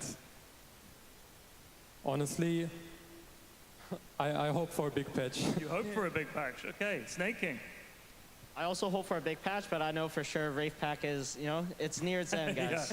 Yeah, well, I mean, come on, though. That's, it's got to go. It might be unlucky for people who are trying to get some MMR right now, seeing the Wraith Pack, but, you know, it is what it is. And I'm very happy with the state of Dota. I think right now, like, almost every Dota hero is viable. I think, how many heroes were unpicked in this tournament? I believe it was 8. Yeah, Wind Ranger. Techies. Techies. Clinks. Sure. Bounty Hunter. Who cares? Kotl. Kotl. Hope that guy never comes back. No, I hope he comes back. Necro. Meepo. Oh, really? Hope that guy never comes back. Uh-oh. And I think there's one more. What? One at a time, please. Can anyone tell what they're saying? A mystery that will go to our graves. Wait. Stop. Everybody, shh. Hold on. I can see a guy who said it. That guy in blue. Treant Protector! Bless you, Thank you, guy in sir. blue. Wonderful job. We got there in the end. Well, we should really know this. It was only 8. We've seen that graphic like a dozen times, and I've written it down a couple of times. Not my job. I got some of them. Good job. But yeah, you're right. It does seem to be in a good place. I mean, that was, actually, according to the stats that I've been given, the first Medusa Grand Final pick, never been contested, never picked or contested, completely uncontested. Medusa Game 3, and you just won the Grand Final with it. You know how that game started? We all just came back to the PCs and Oliver was like, oh guys, I finally got my Crimson Witness treasure. And then he pulled Medusa. That is okay, actually what hold happened. on. I know that's the story. All right, Is that actually what That happened? is what happened. I came to the PC and I was like, guys, I have a Crimson chest. So I opened it, there was Medusa. I was like, okay guys, time for Medusa next game. And it ended up randomly being a good Medusa game. And you actually just, first time in a Grand Final, picked it. Is it normal, do you think, in Game 3 of a Grand Final to pick just a hero based on what Crimson Witness you got? I mean, I truly, you know, just felt it's a good Medusa game, and if I was in a pub, I would have also picked it. So, you know, what else? There you go. What else is there to do? You don't question fate. A DD appears in front of Roche, you Roche. A Crimson gives you a Dusa, you Dusa. You go in. You game in decree, and you Dusa. Very good advice. I think it aligns very well with the Skitter main character mindset. He thinks like everyone are NPCs in his world, and like if the storyteller wants him to play Dusa, the signs went his way. Fate. Incredible. Incredible fate. So, I think we're going to say to you guys, because you probably want to get off to the party and celebrate, and I really do appreciate you taking the time to come and sit here with us and talk for a little while.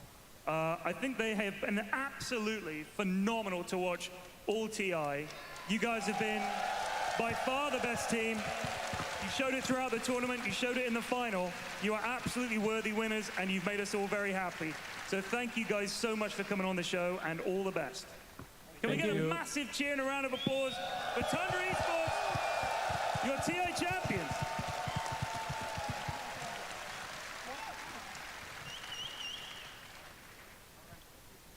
And that's it from us as well.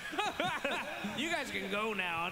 No, it's all good. What an amazing TI. That was great. Yeah, Jake, thank you so much for doing this show with me. I know that they're going to leave. Yeah, goodbye. Don't worry. There's a pleasure. Goodbye. Yeah, let them go. Cheer them again on their way out. No, goodbye. God, I thought they left the Aegis for a second. Holy. It was the microphone. What do you think that would get at a pawn shop? I don't think much. I bet most people wouldn't know what it is. Dumbasses. Idiots. They missed out on this. Morons. But yeah, thanks, Jake. Obviously, I met you. No, I wasn't shaking your hand. Oh. I was just gesticulating. Yeah, I'm sweaty and you're sweaty. I like Let's not do that. It means a lot to me to have you on the show because I met you at TI4, and I want to say that you have been a great mate throughout the years, genuinely. A lot of fun to work with, fun to hang around with, and you're a top lad. And now that you're a bold brother, you're one of us. Pyrion, you are a great example of what makes Dota 2 so magical. Because I feel like I met you through Dota, and you're a friend for life, and I'll pub with you any day. I don't care if we win or lose, baby. Give it up, buddy. That's this year's late game. Thank you so much for tuning in, and we will see you guys hopefully at TI12. Take it easy and goodbye. Singapore. Bye-bye.